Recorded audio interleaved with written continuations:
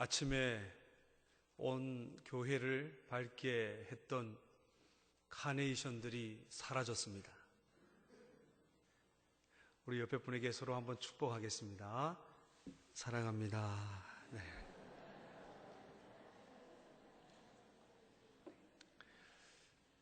오늘 불고기 드셨죠? 다시 한번 합니다. 사랑합니다. 오늘 우리 기도해 주신 정성훈 집사님, 어제 오후 11시 10분경 첫째 아이를 순산했습니다. 나중에 하시기 바랍니다. 예, 나중에 개인적으로. 네. 이 세상에 도저히 불가능한 일이, 이 세상에 도저히 불가능한 일이 5가지가 있다고 합니다.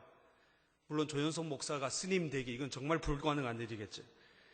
도저히 불가능한 일 5가지가 있는데, 첫 번째가 스님 머리에 예쁜 핀 꼽기. 이 말을 청로대학에 했더니 어떤 어르신들이 저에게 이렇게 했습니다. 목사님, 그것도 가능합니다. 왜냐하면 예쁜 핀에 본드를 붙여서 스님 머리에 붙이면 된다고.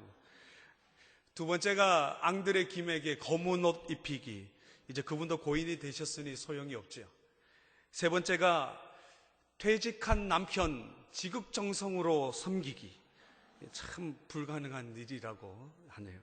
네 번째는 결혼한 아들 엄마 편 만들기.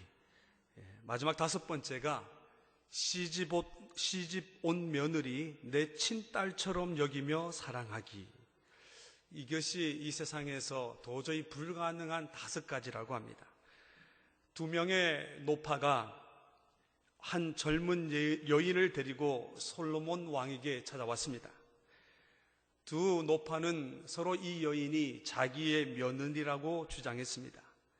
솔로몬 왕이 말합니다. 당신들이 서로 이 여인의 시어머니라고 주장을 하니 별 수 없군요. 이 여인을 둘로 갈라 반쪽씩 나누어 가지면 어떻겠습니까? 그러자 한 노파는 그거 참 좋은 방법이라며 찬성을 했고, 다른 노파는 어떻게 사람을 반토막 낼 수 있느냐며 반대했습니다. 솔로몬 왕이 어떻게 판결했을까요? 이렇습니다. 이 여인을 둘로 갈라 반토막 내자는데 찬성하는 당신이 바로 진짜 시어머니입니다.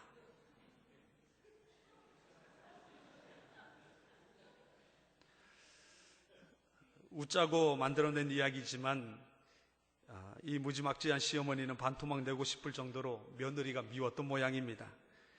이런 시어머니를 모시고 살아가는, 공포 속에 살아가는 며느리들이 교회에 와서 하나님 앞에 즐겨 드리는 찬양이 있다고 합니다. 예수가 함께 계시니 시어미 오나 겁없네. 네. 그러나 험악한 시어머니도 있겠지만 좋은 시어머니들이 더 많습니다. 바로 우리 교회에 말이죠. 제가 잘못 알고 있었나요? 김지영 작가가 여자로 산다는 것이라는 글을 책으로 쓴 적이 있습니다. 그 책의 글을 잠깐 발췌하며 여러분들과 나누고자 합니다. 손이 귀한 집에 맏며느리로 시집을 가면서부터 나의 불행은 예고되어 있었는지도 모른다.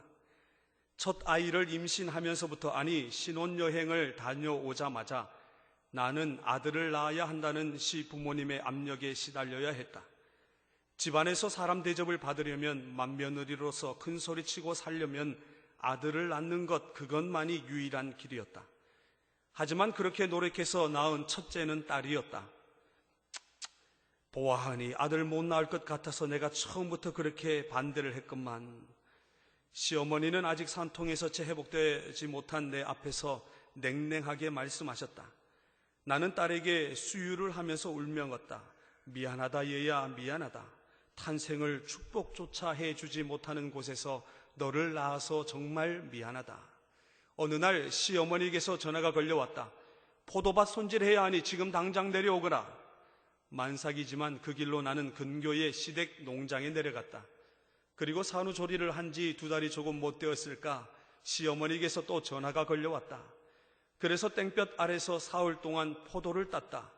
몇 달이 지났다. 한창 아이를 보느라 바쁜데 시어머니가 또 전화를 해오셨다. 나는 2배로 바빴다. 일을 마치고 서울로 올라오는 날 나는 듣지 말아야 할 말을 듣고 말았다. 엄마, 올케가 내려와서 돈 벌었네? 일꾼 쓰면 일당 3만 원은 줘야 할 텐데.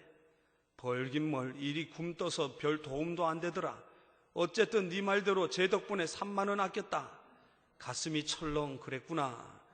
시어머니에게 나는 그저 일당 3만 원을 아껴주는 잡부에 불과했구나. 그 해 이후로는 시어머니가 부르셔도 바쁘다는 핑계로 내려가지 않았다. 대신 인부를 쓰시라고 돈 10만 원을 붙여드렸다. 며느리의 노동을 고마워할 줄 모르고 당연시 여기는 시댁 식구들을 단 1시간도 도와드리기 싫었다.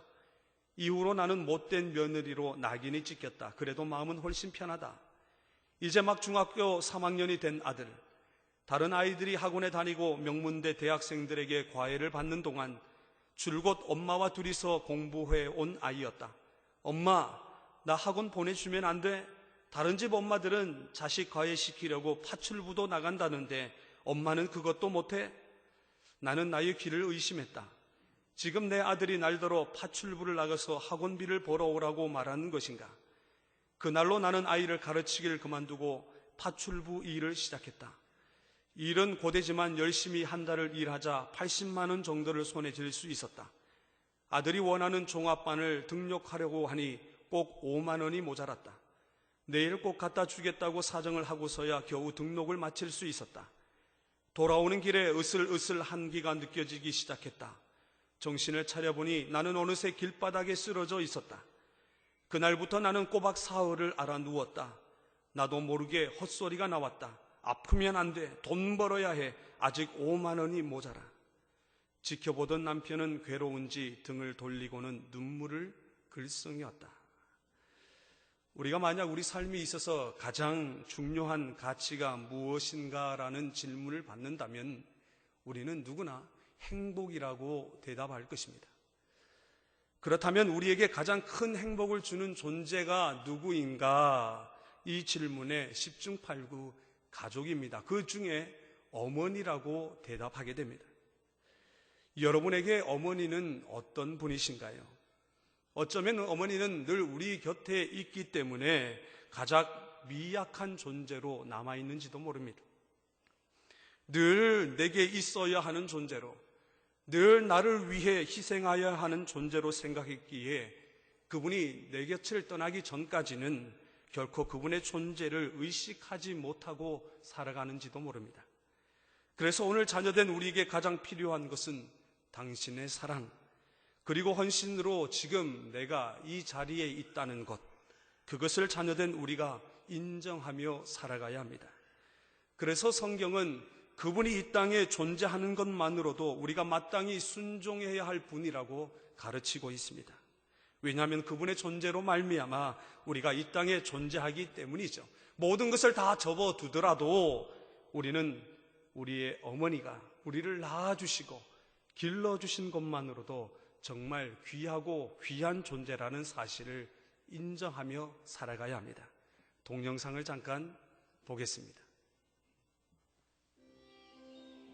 제춘이 엄마가 이 바닷가에 조개구이집을 낼 때 생각이 모자라서 그보다 더 멋진 이름이 없어서 그냥 제춘이네라는 간판을 단 것은 아니라 자식의 이름으로 사는 게 그게 엄마 행복인 거다. 어머니, 당신이 행복입니다. 자식의 이름으로 사는 게 그게 엄마 행복인 거다. 자식의 이름으로 사는 게 그게 엄마 행복인 거다. 어머니는 결혼을 하면서 그리고 자녀가 생기면서부터 그동안 자신의 존재를 의미했던 자신의 이름을 포기하기 시작합니다. 그동안 자신이 어떻게 살아왔고 어떤 존재였는지 이제 더 이상 그녀에게는 중요하지 않습니다. 왜냐하면 이제 그녀의 기쁨과 행복은 자신이 아니라 바로 자녀에게 있기 때문입니다. 잘 새겨보십시오. 자식의 이름으로 사는 게 그게 엄마 행복인 거다. 얼마 전 저희 아이들 그리고 저희 아내와 함께 네. 오해하지 마십시오. 저희 아내와 함께 옛날 가족 사진을 꺼내 본 적이 있습니다. 많은 먼지가 덮여져 있는 걸 보니 오랫동안 방치되어 있었던 것 같았습니다.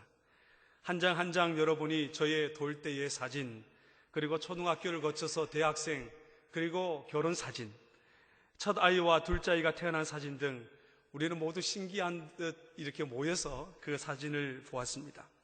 여러분은 어떻습니까?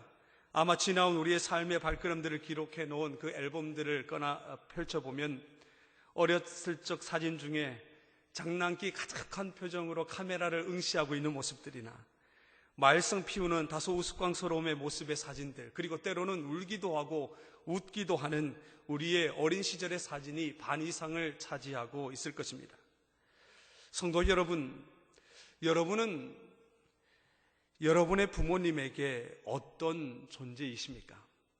잘해드린 것이 많이 생각나십니까? 아니면 말썽 피우고 때로는 어머니를 힘들게 한 행동들이 더 많이 생각나십니까? 잘 생각해 보십시오. 우리는 참 우리의 어머니들을 힘들게 한 시간들이 참으로 많았다는 것을 새록새록 느낄 수 있을 것입니다. 그런데 여러분들의 표정을 보아하니 나는 절대로 아니다, 그런 표정으로 앉아 계시는데 거짓말하지 마십시오. 아마 이 동영상을 보면 다 인정하게 되실 것입니다. 동영상 보겠습니다. 태어난 순간부터 7, 8살 때까지 기억이 모두 생생하게 남았다면 넌 나만 네 안에 살아도 엄마한테 한번은 못할 거야. 그래도 괜찮아. 네가 내 행복인 거.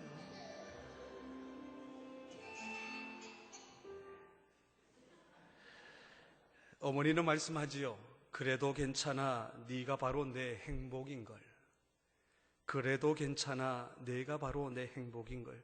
우리는 이 말을 참으로 어렸을 때부터 많이 들어왔습니다.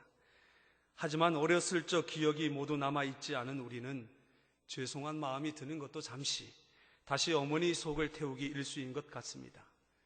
어쩌면 우리의 말썽에도 불구하고 항상 우리에게 변함없는 사랑을 주시는 어머니 때문에 우리가 어머니를 참으로 많이 힘들게 했었다는 것을 잊어버렸는지도 모릅니다. 그런데 그 어머니가 이제 많이 늙으셨습니다. 고운 얼굴에 주름이 많이 생기셨습니다. 가냘픈 손은 이미 거치로 있으시고 때로는 자신의 몸조차 지탱할 수 없어 쩔뚝거리며 걸어가고 계십니다. 모든 것을 다 할 수 있을 것 같았던 용기와 자신감은 이제 누군가의 도움을 받아야 할 정도로 많이 쇠약해지셨습니다. 그러나 이 정도면 그래도 괜찮습니다.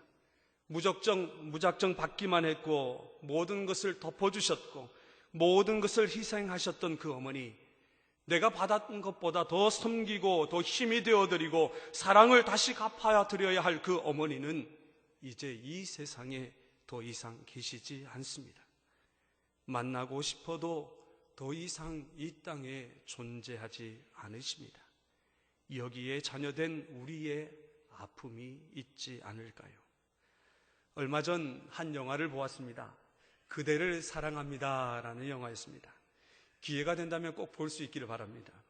이 영화는 우리 시대의 노인의 문제를 다룬 시대 영화가 아닙니다. 우리가 걸어가는 인생, 우리 인간이라면 누구나 걸어가야 할 인생, 그 인생에 대하여 다시 한번 점검해 볼 수 있는 유익한 영화였습니다. 저는 그 영화를 보면서 나도 저 길을 걸어가겠구나 라는 생각이 들었고, 그래서 솔직히 마음이 착잡했습니다. 그러면서 제가 다짐한 것이 있습니다.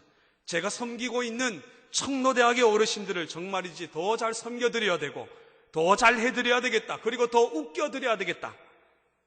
청로대학 어르신들 손 한번 들어보시겠습니까? 청로대학 어르신들, 우리 성도님들 박수 한번 주시겠습니까? 우리 어르신들을 위해서.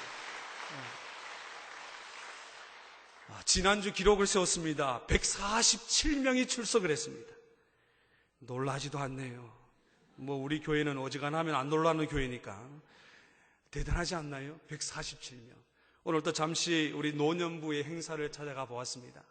우리 어르신들이 열심히 예배 드리시는 모습을 보면서 하나님께서 우리 어르신들에게 참 크게 축복하시는구나. 우리 교회에 물론 주일학교도 잘 돼야 하지만은 저는 우리 어르신들이 더 건강하고 노년에 행복한 교회가 될 수 있기를 간절히 소원합니다. 왜냐하면 저도 늙으니까요. 저는 그대를 사랑합니다. 그 영화를 보면서 우리의 부모들이 자식들 앞에서 하고 싶지 않은 3가지 말이 다시금 생각이 났습니다. 우리 부모님들은 자식들에게 이 3가지 말을 하고 싶지 않다라고 합니다. 첫 번째는 부모님은 자식들에게 내가 아프다 그 말을 하기를 싫어한다고 합니다. 그런데 제발 안 아팠으면 좋겠는데 갈수록 여기저기 아프지 않은 곳이 하나도 없습니다. 그러나 아프다고 하면 자녀들이 혹시 걱정할까 봐 아프다는 말하는 거 그렇게 싫다는 겁니다. 이것이 부모의 마음이죠. 두 번째는 외롭다는 말을 하고 싶지 않다고 합니다. 사실 자식이 아무리 많아도 외로운 건 외로운 것이죠. 커가면서 하나둘씩 부모에게 절단하는 자식을 볼 때 부모의 마음은 외로울 수밖에 없습니다. 더더욱 일평생 함께 살자다며 일평생 백년 회로하자던 남편과 아내가 서로 먼저 떠나게 되는 것을 경험하게 될 때 그 외로움은 더해질 수밖에 없는 것이죠. 그래서 외롭지만은 외롭다고 말도 못하고 또 자식에게 같이 살자고 말도 못하는 게 부모의 마음입니다. 마지막으로 3번째로 배고프다는 말을 못한다고 합니다. 뭘 잡수고 싶어도 혹시라도 귀찮게 여기진 않을까 해서 배고프다는 말도 마음대로 할 수가 없습니다. 그래서 어떤 어르신들은 아침에 식사를 하고 일찍 집에 나오셔서 저녁 식사 때쯤에 마치어 다시 집에 들어가신다고 합니다. 자식에게 짐이 되지 않기 위해서 말입니다. 이것이 부모의 마음이죠. 영국의 문학가인 스콧이라고 하는 사람은 참으로 유명한 말을 우리에게 남겨주었습니다. 피는 물보다 진하다.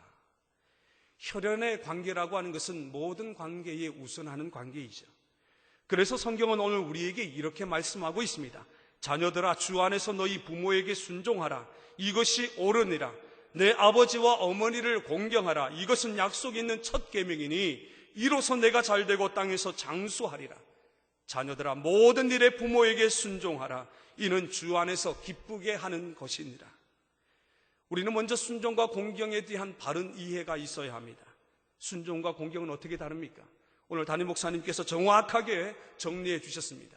순종은 정신적인 의미를 강조하고 공경이라고 하는 것은 실제적인 것, 우리가 몸으로 하거나 물질적인 것으로 통해서 섬길 수 있는 것, 이것을 공경이라고 이야기합니다. 다시 말해 순종과 공경은 동전의 앞면과 뒷면처럼 함께 가는 것이 되어야죠. 오늘 성경의 사도 바울은 에베소 교회를 향하여 자녀들아, 너희 부모를 주 안에서 순종하라. 이것이 옳으니라 라고 말을 합니다. 그런데 사실 이렇게 말한 사도 바울의 정의가 있습니다. 그것은 무엇이냐면 당시 성도들 중에 자신의 신앙생활을 핑계로 부모에 대한 순종을 게을리하는 이들이 있었기 때문입니다. 교회를 열심히 섬긴다는 구실로 부모 복양의 의무를 소홀히 하는 이들이 있었기 때문에 사도 바울은 에베소 교회의 교인들을 향하여 이렇게 선포하고 있습니다.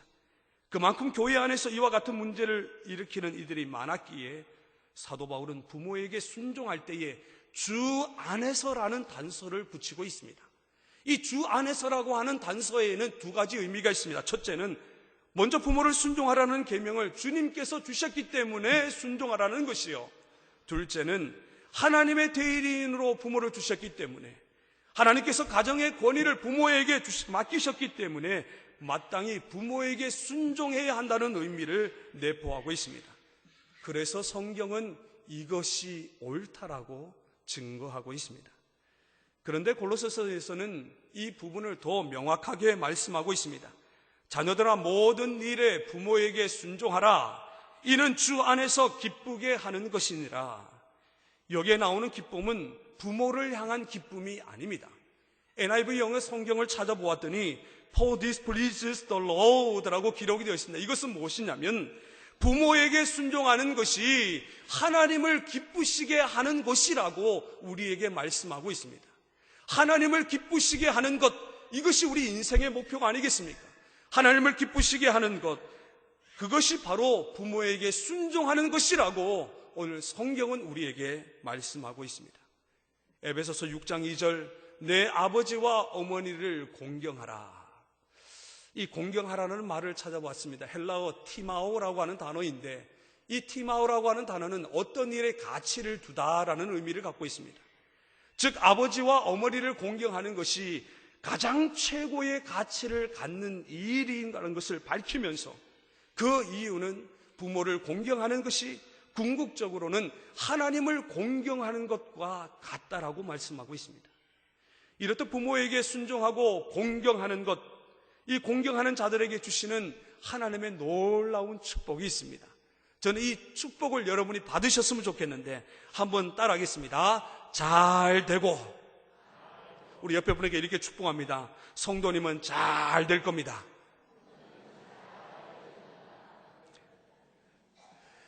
부모와의 관계는 우리가 이 세상에서 태어나서 처음으로 맺는 인간관계입니다. 이 관계에서 실패하기 시작하면 우리 주변의 모든 관계가 어긋나기 시작합니다. 따라서 부모와 성공적인 관계를 맺는 것은 다른 모든 인간관계에 있어서 훌륭한 관계를 맺는 근거가 된다는 것을 성경은 말씀하고 있죠. 사랑하는 성도 여러분, 부모님들과의 관계를 잘 맺으셨으면 좋겠습니다. 부모와 화목하십시오. 부모와 하나 되십시오. 부모와 좋은 관계를 유지하십시오. 그렇다면 여러분들이 하는 모든 일이 다 잘 될 것입니다.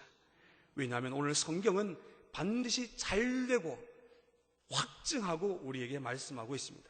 다시 한번 옆에 분에게 축복합니다. 성도님은 이미 잘 되고 있습니다. 아멘. 물론 부모님의 순종과 공경의 의무를 다하고 있다면 말입니다. 두 번째, 이렇게 또 옆에 분을 보면서 축복합니다. 성도님은 땅에서 장수하실 것입니다. 누가 오래 사나 한번 해봤으면 좋겠어요. 이 장수하리라라고 하는 단어를 찾아보았습니다. 이 단어가 미래 시제로 쓰여져 있었습니다. 장수의 복이 확실하게 일어날 축복임을 성경은 말씀하고 있는 거죠.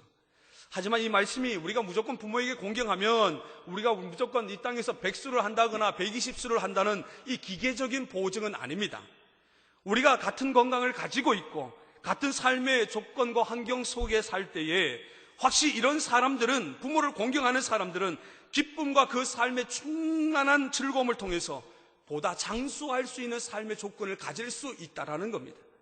성경을 보면 그러한 예가 참 많이 등장하죠. 그러므로 자손된 사람들은 부모를 귀히 여기며 순종하며 공경하는 것이 얼마나 중요한가, 이것이 하나님의 명령임을 다시 한번 확인할 수 있어야 합니다. 우리 옆에 분에게 다시 한 번 더 축복합니다. 성도님은 잘 되시고 장수하실 것입니다.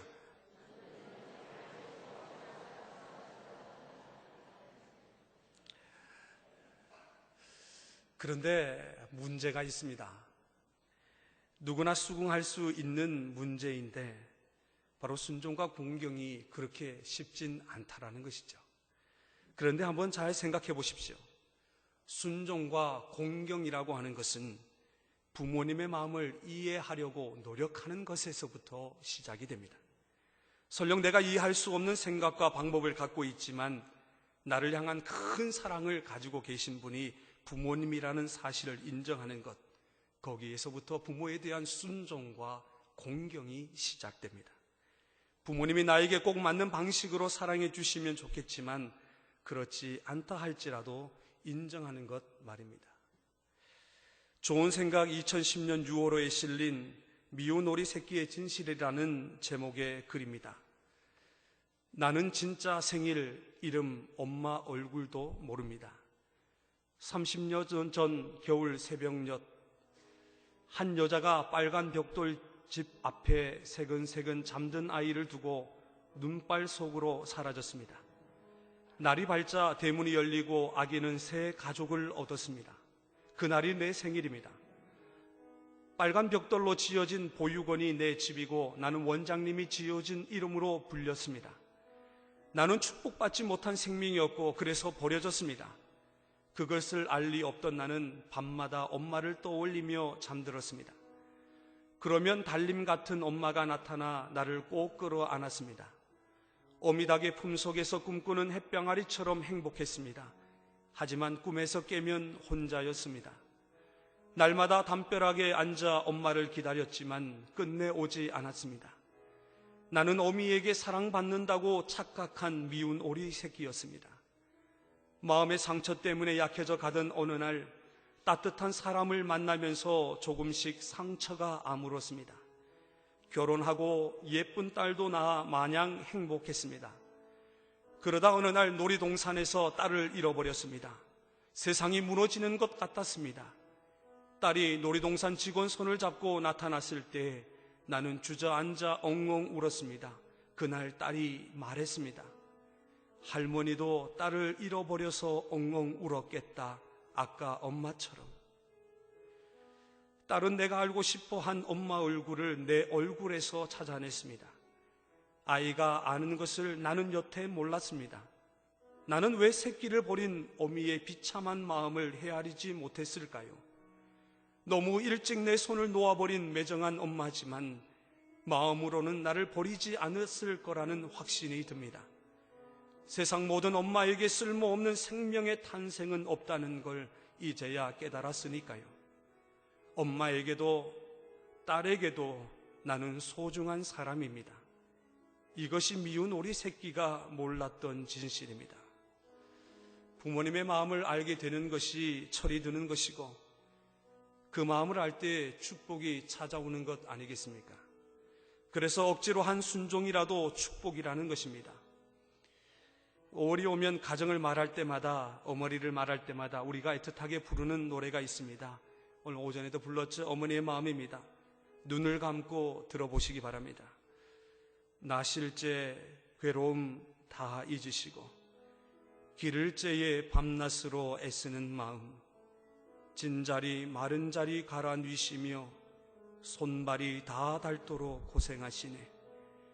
하늘 아래 그 무엇이 넓다 하리요. 어머님의 희생은 가히 없어라.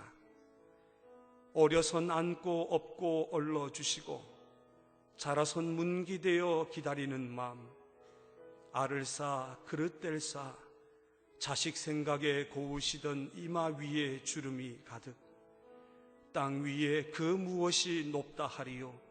어머님의 정성은 지극하여라. 사람의 마음 속엔 온 가지 소원, 어머님의 마음 속엔 오직 한 가지. 아낌없이 일생을 자식 위하여 살과 뼈를 깎아서 바치는 마음. 인간의 그 무엇이 거룩하리요. 어머님의 사랑은 그지 없어라. 여러분의 어머님을 여러분의 가슴에 안아보십시오. 살아계신 어머님, 살아계시는 아버님이라면 그 부모님들을 기도로 가슴에 안고 축복해 보십시오. 만약 이미 세상을 떠나가신 부모님들이라면 하나님의 품에 안식하고 있는 그분들을 바라보며 그분들이 남기신 소중한 사랑의 교훈을 안고 이제는 다음 세대에 그 사랑을 남겨주실 준비를 우리는 해야 합니다. 그러나 이 시간 이렇게 마음속으로 기도했으면 좋겠습니다. 하나님, 우리 부모님에게 안식을 달라고, 하나님 우리 부모님에게 건강을 달라고, 하나님 우리 부모님에게 축복해 달라고. 때로는 내 기대처럼 요구처럼 해주지 않은 부모이어서 내가 불평도 하고 원망도 했지만 그래도 내 부모는 내게 소중한 하나님의 선물이었다고 말입니다. 박은수라는 분이 쓴 어머니라는 시를 함께 나누며 말씀을 마칩니다. 어머니는 좋은 옷이 필요치 않으시는 줄 알았습니다. 예쁜 그릇도 갖고 싶지 않으시고 맛있는 음식에도 마음이 없으신 줄 알았습니다. 빛깔 고운 립스틱이나 꽃무늬 화려한 양산 눈여겨보시지도 않는 줄 알았습니다. 그런데 시집 와서 40곡에 다 다다르며 이제서 깨달아집니다. 어머니도 여자이셨음을. 어머니의 가슴에도 무지개가 있고 파랑새가 있고 사파이어 같은 꿈이 있음을 이제서 알아봅니다. 어머니, 언제나 귀한 이름입니다.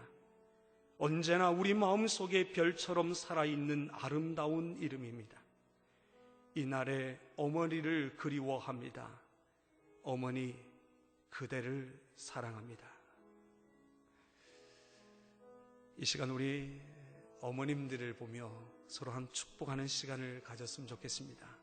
우리 곁에 계신 분들을 손을 내면서 하나님은 너를 지키시는 자, 우리 마음으로 축복하겠습니다.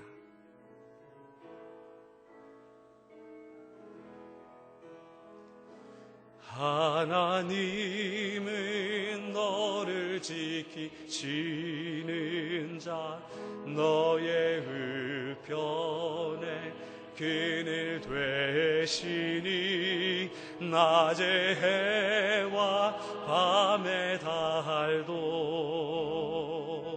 너를 해치 우리 옆에 서로 보시면서 할까요? 하나님은 너를 지키시는 자, 하나님은 너를 지키시 너의 환난을 면케 하시니 너의 하나님의 품에 안기신 또 어머니들을 생각하면서 그가 너를 지키시리라.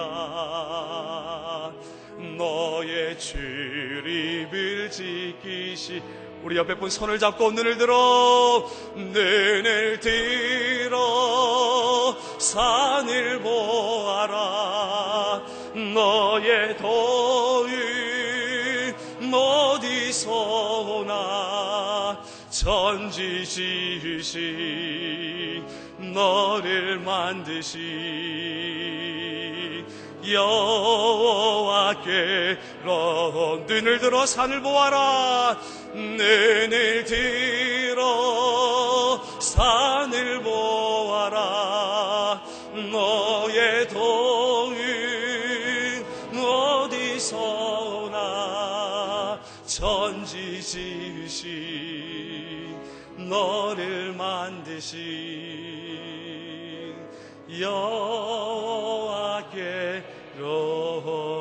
여호와께로다. 우리 남성들만 여성을 보면서 손으로 축복하겠습니다. 따라하겠습니다. 그대를 사랑합니다. 그대를 사랑합니다. 따라할까요? 그대는 하나님께서 내게 보내신 가장 큰 선물입니다. 네, 가장 큰 선물. 그래서 몸이 좀 크신가 봐요. 네, 기도하겠습니다. 하나님 감사합니다. 어버이 주일 저희들에게 생명을 주시고 일평생 진자리 마른 자리 갈아 누이시며 자신의 희생과 자신의 존재와 이름을 포기하며 자식 잘 되기 위하여 평생 수고하신 그 어머님의 은혜를 기억하며 우리가 주님 앞에 나아갑니다. 이 땅에 살아계시는 우리 어머님들께 주님 건강의 축복을 더하여 주시고 저들의 두 손 모아 기도할 때마다 하나님께서 늘 동행하시며 저들의 기도가 땅에 떨어지지 아니하며 자식이 잘 되게 하시고 종합교회가 잘 되게 하시고 민족이 잘 될 수 있는 영적인 기도가 나올 수 있도록 은혜를 베풀어 주옵소서. 살아계시는 동안 후회하지 않는 인생이 되기를 원합니다. 또 어머님 앞에 잘해드리게 하시고 또 어머님의 건강을 위해 어머님의 모든 것을 책임질 수 있는 우리의 후손들이 되게 하여 주시어서 하나님을 사랑하는 것만큼 부모님을 사랑하며 하나님을 존경하고 공경하는 것만큼 우리의 부모님을 공경하는 믿음의 가정들이 모두 다 되게 하여 주시옵소서. 예수님의 이름으로 기도하옵나이다. 아멘.